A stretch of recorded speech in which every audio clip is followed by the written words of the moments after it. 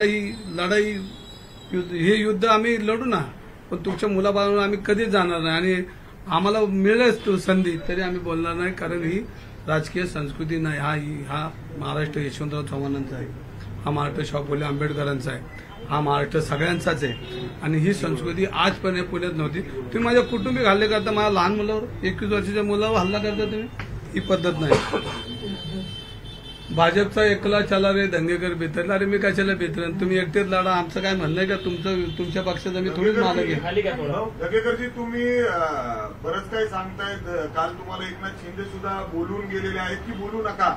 तुम्हाला असं वाटतं का तुम्ही चूक केली शिवसेनेमध्ये येऊन, म्हणजे तुम्हाला रोखलं जातंय, पुणेकरांच्या भलाईसाठी तुम्ही बोलताय, आता तुम्ही जरा हळूहळू कमी बोलताल, चूक वाटते का तुम्हाला? तुम्ही इथं आलात, मी आज काय कमी बोलतो असं वाटतं का तुम्हाला? नाही, तुम्ही तुम्हाला शिंदे साहेब स्वतः पक्षाचे प्रमुख म्हणतात की पुणेकरांच्या हितासाठी बोलू नका. काल काय शिंदे साहेब तसं नाही बोलले. बघा, राजकीय नाही, माझा विषय हा आहे, मी पहिला पुणेकर आहे आणि शिंदे साहेबांनी काल मी जे बोलत होतो तेच बोललेत. शिंदे साहेब म्हणले पुणेमध्ये गुन्हेगारी भयमुक्त झाली पाहिजे, गुन्हेगार थांबला नाही पाहिजे, आणि ज्या गुन्हेगारांमुळे जर पोलिसांची आज नाचक्की झाली तर त्याची जबाबदारी कोणाची? तर तिथले प्रमुख जे आहेत पदाधिकारी त्यांची, मंत्र्यांची. हे मी आज बोलणार, उद्या बोलणार, परवा हेच बोलतोय ना, आता इथेच बोलतो. तुमच्या भूमिकेला एकनाथ शिंदेंनी पाठिंबा दिलाय का? राजकीय नुकसान आहे का तुमचं? राजकीय नुकसान झालंय का? ह्याच्यामध्ये ज्या वेळेला मी आंदोलनं केली त्या वेळेला मी बेरजेचं राजकारण केलेलं नाही. मला त्याचं राजकीय नुकसान आजपर्यंत मला ते भोगावं लागलं आणि मी ते भोगायला तयार आहे. पहिलं माझं राजकीय नुकसान सांगतो, मी पबवाल्यांवर आंदोलन केलं. ह्या पबवाले आंदोलन एकत्र येऊन माझ्या निवडणुकीत मला काय करायचं ते त्यांनी केलं. मी ती पोषकारचं आंदोलन केलं, त्याच्यामध्ये ती सगळी फॅमिली माझ्या विरोधात रस्त्यावर उभं, त्यांची हस्तक माझ्याविरोधात होते. आज हे जे गुन्हेगार हे माझ्या विरोधात आहे, मी येणारच आहेत. मी आयुष्यात बेरजेचं राजकारण केलेलं नाही. सत्ता असून मी काय हापपलेलं नाही, मी खुर्चीला हापपलेलं नाही. मी जनतेने मला ज्या पद्धतीने मला प्रेमाने जवळ घेतलं, मला जेवढं आशीर्वाद दिले ते मला बोलावंच लागेल. आज माझं कुटुंबाचं बी नुकसान झालं, माझं प्रोजेक्ट बंद झाला, माझी मुलं बाळ रस्त्यावर येतील अशी व्यवस्था सगळ्या भाजपच्या लोकांनी केली. कोणी मी सांगतो ना, माझे प्रोजेक्ट बंद केले तुमच्याच ह्याच्यामध्ये. तुम्ही मागच्या वेळेला निवडणुकीमध्ये माझे प्रोजेक्टवर जाऊन फोटो काढले, काय पत्रकारांनी चॅनेलला दाखवलं, वक्फची जागा घेतली. पण मी कधी आयुष्यामध्ये चुकीचं काम केलेलं नाही. हायकोर्टामधनं मला कोर्टाच्या लिलावामध्ये आम्ही 5-6 लोकांनी जागा घेतली, तर माझे हल्ले झाले ना. माझा आजही हल्ला मी पचवतोय. आज माझं घर उद्ध्वस्त व्हायची वेळ आली, पण मी माझ्या घराचं कधीच बोलणार. तुम्ही म्हणले तुमचं तोटा, मला मोठा तोटा झाला, पण मी त्याला घाबरत नाही.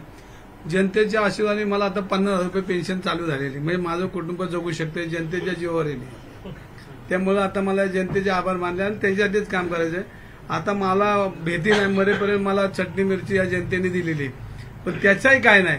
पण ज्या पद्धतीने माझ्या कुटुंबावर हल्ला केला, माझ्या मुलाबाळांवर हल्ला केला, आमच्या पत्नीवर हल्ला केला, ही संस्कृती या महाराष्ट्राची काय, पुण्याची का, ह्याचा सवाल तर मी नंतर विचारणार. त्याचा हिशोब तो दादांकडे माझा शिल्लक घेतो नंतर.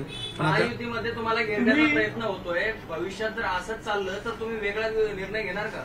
मी शिंदे साहेबांवर विश्वास ठेवण्या पक्षात आलोय आणि शिंदे साहेबांनी ज्या पद्धतीनं माझ्यावर प्रेम केलं, बघा राजकारणामध्ये प्रेम करणारा माणूस पाहिजे, पाठीवर हात टाकणारा माणूस पाहिजे, ते शिंदे साहेबांच्या रूपात मला दिसलेलं आहे. शिंदे साहेबांनी ज्या पद्धतीनं माझा मान सन्मान केला त्यांच्या तर मी मनापासून आभारी आहे.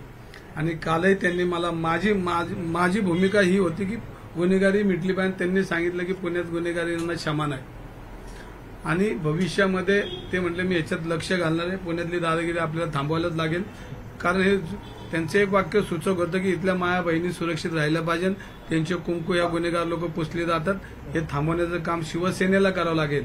आणि हे काल ते बोललेले आहेत, त्यामुळे मला त्यांचा आहे त्याच्यापेक्षा जास्त अभिमान आहे. हे सगळं सुरू झालं. समीर पाटलांच्या विरोधातले जे पुरावे आहेत त्यांच्यावर मोक्का आहे, काय गुन्हे आहेत, ते सगळं प्रकरण समीर पाटलापासून सुरू झालं. तर समीर पाटलांच्या विरोधातले काय काय पुरावे हे तुमच्याकडे? बघा, हे पुरावे सांगली लिहिलंय. पुण्यातले काय पुरावे? तुम्ही सांगलीचा विषय इथं मांडताय. पुण्यातले काय पुरावे तुम्हाला आज एका दिवसात संपवायचं का कायम चालू ठेवायचं? आता ह्याच्यामध्ये सुरुवात झाली. सुरुवात ही सांगली बसणं झाली. आता मला कोथरूड पोलीस स्टेशनमध्ये मी देशमाने म्हणून कोण PI त्यांची भेट मागतो, ते मला फोनवर काय भेटत नाही.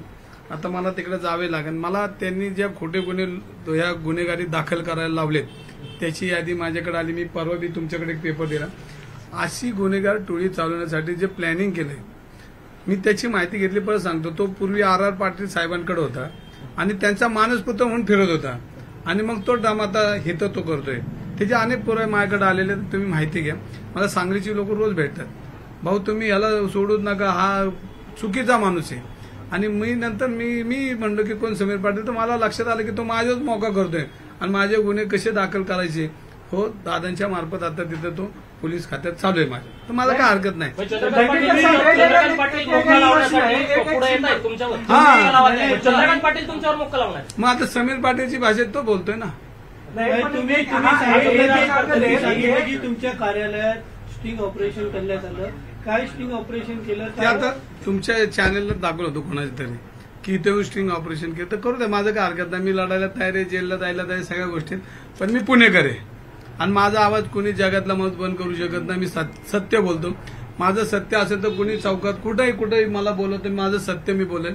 आणि माझी चूक असेल तर मी मागे घेईन, मी त्यांचं माफी मागून येईन. पण हा मोका संपलेला आहे 2001, त्याच्यावर तारीख दिसते झालेला आहे. काय झालेलं नेमकं हे कशा संदर्भात कागदपत्र स्टेटस काय? मी काय म्हणतो, सज्जन माणसावर काय मोका करतात का? मोका काय सज्जन लोकांवर करतात का? मोका काय होता? तो गुन्हा काय होता? अहो त्याचे अनेक मोका लागल्यानंतर काही एका केसवर मोका लागतो का? एका केसवर मोका लागत नाही, एनसीवर मोका लागत नाही. तर याच्या मागची मोठी स्टोरी ती आपल्याला परत शोधायला लागेल. ती चालू आहे, काम बंद नाहीये. आणि याच्यामध्ये आज शिंदे साहेबांचे मी मनापासून आभार मानेन की त्यांनी बी पुणे शहरात गुन्हेगार मुक्त झालं पाहिजे. आज पुणे पोलिसांना इंटरपोल सारख्या संस्थेला विनंती करावी लागते. हे ह्याच्यावर कोण बोलत नाही का? पुणे पोलिसांची ही नाचक्की नाही का? मग हे वाढवलेलं भांडवल कोणामुळे वाढलं ह्याची माहिती तर पोलिसांनी घेतली पाहिजे आणि ह्यांनी जाहीर केलं पाहिजे. त्यांची माझ्या विरोधात बोलतात. मी काय, मला बोला, पण तुम्ही निलेश गायकवाडचं काय हे सगळ्यांनी बोललं. म्हणतात तुम्ही बोलू नका. मात्र भाजपचे आत्ताच प्रवक्ते जे आहेत नवनाथ बनते म्हणतात की दंगेकरांना सांगा आत्मचिंतन करायची गरज आहे, त्यांना ते आत्मपरीक्षण करायची गरज आहे. तुम्ही काही बोलता, कसले आरोप करताय? मी त्यांच्या दृष्टीने जेवढे त्यांच्याकडे शब्द आहेत त्यांना मी बांधिले. ते म्हणजे नालायक तर नालायक, वाईट तर वाईट, हे भाजपने बोललं पाहिजे. पण त्यांनी काय बोलू द्या, मला त्याच्याबद्दल दुमत नाही. पण मी जे बोलतो हे त्यांनी खोडून काढलं पाहिजे.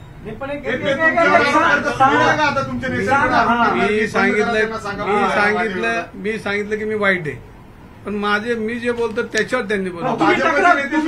तक्रार करतात तुम्ही करणार का त्यांच्या विरोधात? त्यांच्याकडे कोणाला तक्रार करणार? हो, मी काय म्हणतो हे सगळं त्यांना कळतं. त्यांची गुप्तचर यंत्रणा आहे, पोलीस खाते, सगळं कळतं. फक्त आता बोलायचं कोणी?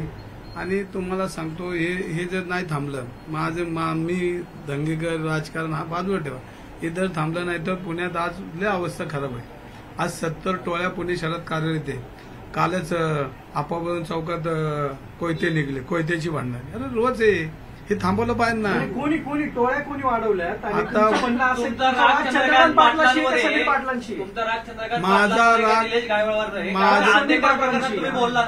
अंधेकर प्रकरणात तुम्ही बोलला नाहीत, मारणे प्रकरणात तुम्ही ही भूमिका घेतली नाही. आज निलेश गायकवाड प्रकरणाला की तुम्ही चंद्रकांत पाटलांवरती आरोप करताय. मी आरोप करत नाही. मी विनंती करतो की तुम्ही खुलासा करा. आरोप करत नाही, तुम्ही तो डोक्यात सगळ्यांनी काढा की मी आरोप अजिबात करत नाही. एक पुणेकर म्हणून त्यांना प्रश्न विचारलाय. आरोप अजिबात करत नाही. त्यांनी याच्यामध्ये खुलासा करा आणि त्यांनी सांगा की मी नसते नाबूद करतो. मी आंदेकर टोळीवर बोललो. आंदेकर टोळीवर ज्या पद्धतीने कारवाई झाली पुणेकरांनी बघितली. पुणे पोलिसांचं स्वागत केलं. मी कमिशनरांचं अभिनंदन केलं. आज ह्याच्यामध्ये आमची एवढीच अपेक्षा आहे की तुम्ही ज्या पद्धतीने राजकारणाचा भाग ह्याच्यामध्ये न आणता पुन्हा सुरक्षित करा. मी दादांवर अजिबात आरोप करत नाही, उलट ते माझ्यावर आरोप करतात. त्यांचं सोशल मीडिया माझ्या विरुद्ध आज आणि माझ्या कुटुंबिक हल्ले थांबवा जरा. माझे कुटुंबिक हल्ले नाही थांबवले तरी मला काय हल्लं नाही, पण तुम्ही माझ्या 21 वर्षाच्या मुलावर अन्याय करता. ही काय लोक तुमची संस्कृती आहे का? आणि जे बोलतात त्यांनी हे समजलं पाहिजे. ह्याच्यामध्ये मी पुणे शहरामध्ये होणाऱ्या अन्यायाला सारखा बोलणार आहे आणि ह्याच्यामध्ये राजकारण नाही. मी लोकप्रतिनिधी आहे, माझ्याकडे आज लोक येतात.